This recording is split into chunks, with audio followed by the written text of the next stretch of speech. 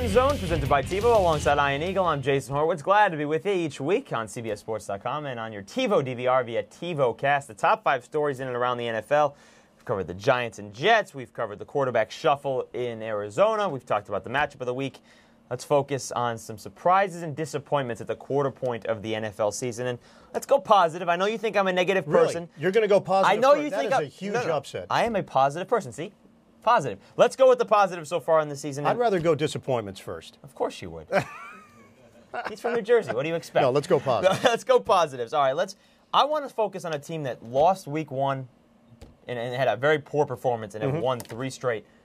Tampa Bay Buccaneers. Very nice surprise so far this season. Yet another indication that the NFL is completely unpredictable because teams that struggle one year can come back and redefine themselves the next year. And let's give credit where credit is due. Jeff Garcia has resurrected his career. Certainly. And he's a winner. What happened last year in Philadelphia was not a fluke. It was not a product of the system. Garcia had some tough times in Cleveland. We recognize that. The 1 year in Detroit, that didn't go that well. No.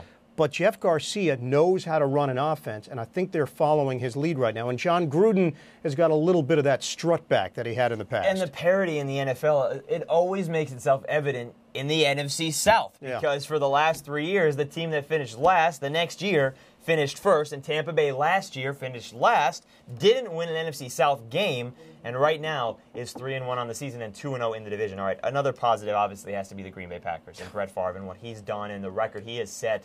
And, forget the fact that they're 4-0 because obviously that's a great start. But they've won 8 straight games. I mean, this is a team that in my mind, people are giving the NFC to Dallas right now saying the best team in football.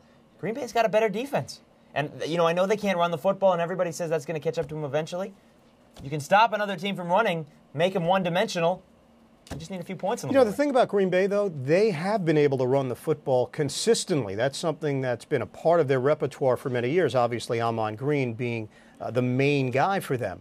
They've got to figure out which one of these 2 players can emerge. 3 players, for that matter. 3 players. You could throw in a third. Yeah. I mean, that's real, but that's not a good sign. Win Jackson and Morency now that he's healthy. If you have 3 running backs and you're not sure, that means you really don't have one. You're yet to determine which one can truly shoulder the load for it. This is the feel-good story of the NFL. Certainly. But once the novelty wears off and you look at their team, I know you're downplaying the running attack, at least short-term. Long-term, they have to establish something. But how far into the season do they have to go and without a loss for people to start saying, okay, hey, maybe they can do it for a little bit without running the football because they've got the Bears here this week. That could be 5-0. Oh, they've got a schedule where they could be 6-7-0. I mean, at some point you got to say it's working for them. They need some balance, and right now they don't have that balance. Well, they don't have it, but at some point they've thrown out the balance out the window. They're not even trying to run the football. The other feel-good story is another team that doesn't run the football either, and that's the Detroit Lions. That feel-good story may come to an end this weekend. Did you see how your face? You're it lit beaming up now. A smile. No, yeah, you're beaming. No, it's the lighting. The Lions, that happiness may go away this weekend in Washington because if you've never noticed, the Lions have never won a game in Washington. 0-20 lifetime if you include the postseason. Do you care about that, though?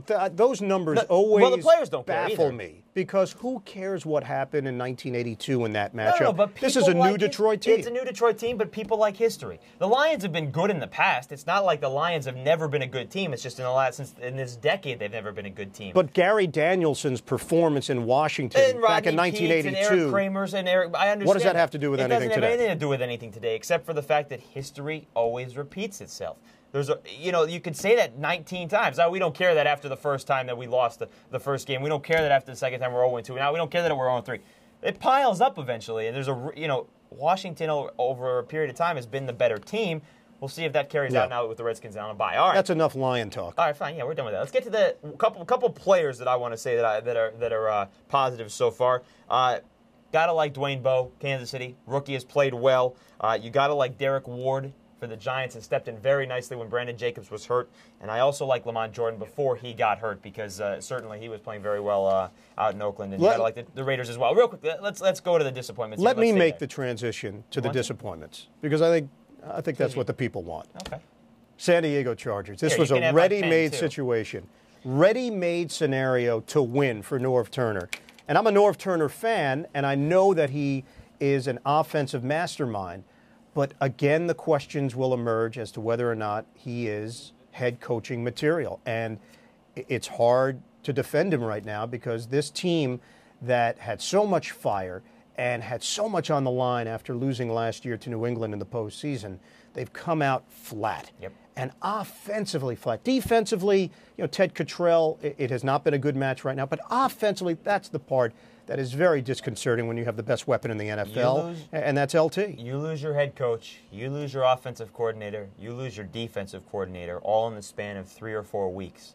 And you come bring a 14-2 team back, it's not the same team. I know you bring back the same players, but it is not the same team when you take away all the schemes, and that's a big part. And you got to be disappointed in the play with the fact that Norv Turner has not been able to help out Phillip Rivers. How about the Saints? How disappointed are you in the fact that they're 0-3? San Diego is the biggest disappointment. New Orleans would be second on that list with Chicago just behind that, only because I thought they could use last year as a springboard. I didn't think that was New Orleans kind of topping off. No. I thought that was a building block, and they were my pick, and it'll probably come up in the TiVo Rewind of the week very late in the season, my pick to come out of the NFC. They're not done yet. They're playing in the NFC. They can rebound from this, but some really troubling signs, and the McAllister injury is a killer. And now that they're off a bye week, we'll see what kind of adjustments they've made in Sean Payton and the offense, because it hasn't just been the defense like what we thought going into the season.